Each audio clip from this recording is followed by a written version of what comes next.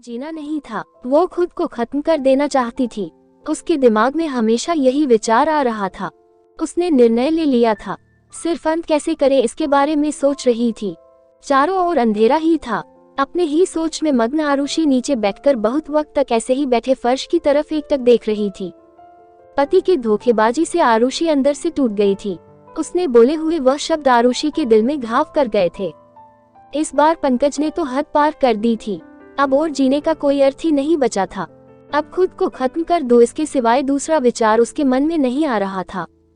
दोनों बच्चे गहरी नींद में थे। एक नजर उनकी तरफ देखा, उनके सिर पर प्यार से हाथ फेरा।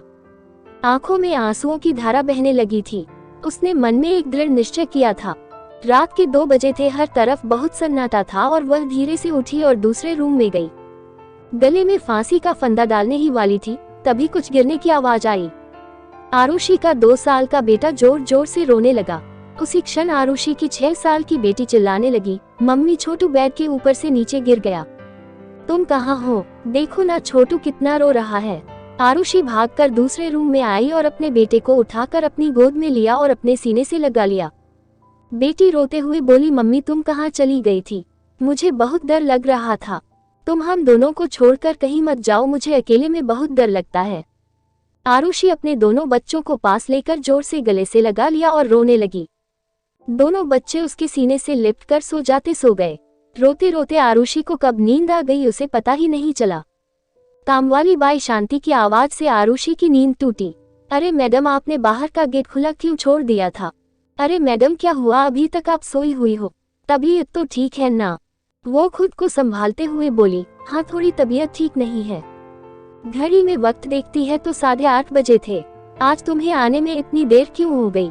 मैडम चौथी गली में मेहता जी रहते हैं ना, उनकी बहू ने फांसी लगाकर आत्महत्या कर ली। 2 बच्चे हैं उनकी एक 10 साल की बेटी और 6 साल का बेटा है। ये सुनकर आरुषि के कलेजे को धक्का लगा। अपनी साड़ी ठीक करके उसने पूछा, कब हुआ? शांति ने बोला, रात को हुआ मैडम। मैंने ऐसा सुना है कि उसके पति की दूसरी औरत से संबंध थे, कमबख्त अभी तक नहीं आया। अचानक आरुषि ने गुस्से से बोली, अच्छा क्या वह आया या नहीं आया उससे क्या फर्क पड़ता है? अब वह थोड़ी ना देखने आने वाली है। ये सुनकर शांति आरुषि के कान के पास आई और धीरे से बोली, मैडम मैं अनपढ़ गवार हूँ और घर घर में जाकर झाड़ू पोछा करके मेरा पेट भरती हूँ और आप पढ़े लिखे हुए लोग हो।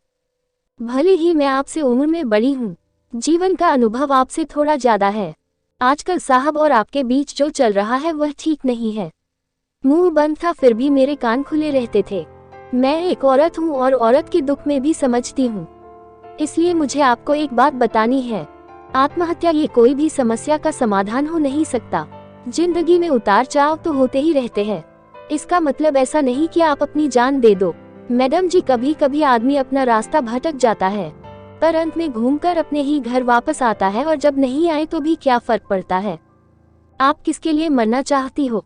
जो आपको प्यार नहीं करता, जिसको आपकी थोड़ी सी भी परवाह नहीं हो, उसके लिए आप जी नहीं सकती। जो आपसे प्यार करते हैं, जिसको आपकी कदर हो, आपके माता पिता जो आपसे बहुत प्यार करते हैं, आपके बच्चे जिनको आपकी जरूरत है। शांति का बोलना सुनकर आरुषि की आंखों में से आंसू की धारा बहने लगे। आरुषि शांति को गले लगाकर रोने लगी। शांति आरुषि को पीठ पर से हाथ फेरते हुए सोफे पर बैठाती है और बोलती है, बुरा न मानो तो एक बात बोलूं मैडम, खाली दिमाग शैतान का घर होता है। आप घर में बैठकर फालतू बातों को सोचते हो। मैं आपके घर में काम करने के बाद में 9 से 3 इस वक्त स्कूल में झाड़ू लगाने जाती हूँ। वहाँ की प्रिंसिपल मैडम बहुत अच्छी है। आप तो पढ़े हुए हो, अगर आप बोलती हो तो मैं आपके लिए टीचर का काम करने का पूछूं क्या? आपका वक्त भी निकल जाएगा और मन भी लग जाएगा। इस पर आरुषि चुप बैठी थी। कोई भी जवाब न मिलने पर शांति बोली, मैं आपके लिए चाय लेकर आती हूँ, और शांति काम करने लग जाती है। काम निपटा कर बोलती है, मैडम मैं जाती हूँ। उतने में आरुषि उससे बोलती है, रुको शांति, तुम स्कूल में मेरे लिए पूछना, यदि संभव हो तो प्रिंसिपल मैडम का नंबर मुझे ला कर दो। शांति के चेहरे पर खुशी का भाव दिखा। शांति आरुषि के पास जाकर बैठी और धीरे से बोली, मैडम मैंने दूसरे रूम में बेड पर स्टूल रखा हुआ देखा था। ऐसा आप कभी भी मत करना, यह आपका घर है, इसे बचाने को आपसे जो हो सके वह कीजिए। बिना लड़े आपने हार मान ली। शांति आरुषि के हाथ अपने हाथ में लेकर बोली, मैडम एक फिल्म में एक हीरो ने एक डायलॉग बोला था, लड़ाई लड़कर जीती जाती है, मरकर नहीं, क्योंकि मुर्दे कभी लड़ा नहीं करते। शांति हाथ नचाते हुए ऐसे बोलने लगी। ये देखकर आरुषि को बहुत हंसना आया। शांति का बोलना सुनकर आरुषि का मन हल्का हो गया और उसे एक नई आशा की किरण भी दिखी। वो अलमारी में से अपने सर्टिफिकेट निकालने लगी। दोस्तों, पति पत्नी का रिश्ता ये बहुत स्नेही होता है। भगवान को यही दुआ करती हूँ कि कोई भी पति पत्नी के जीवन में ऐसा मोड़ नहीं आना चाहिए। अगर आया भी तो आत्महत्या ये उसका इलाज नहीं है। जीवन में कोई भी समस्या का आत्महत्या ये समाधान हो नहीं सकता।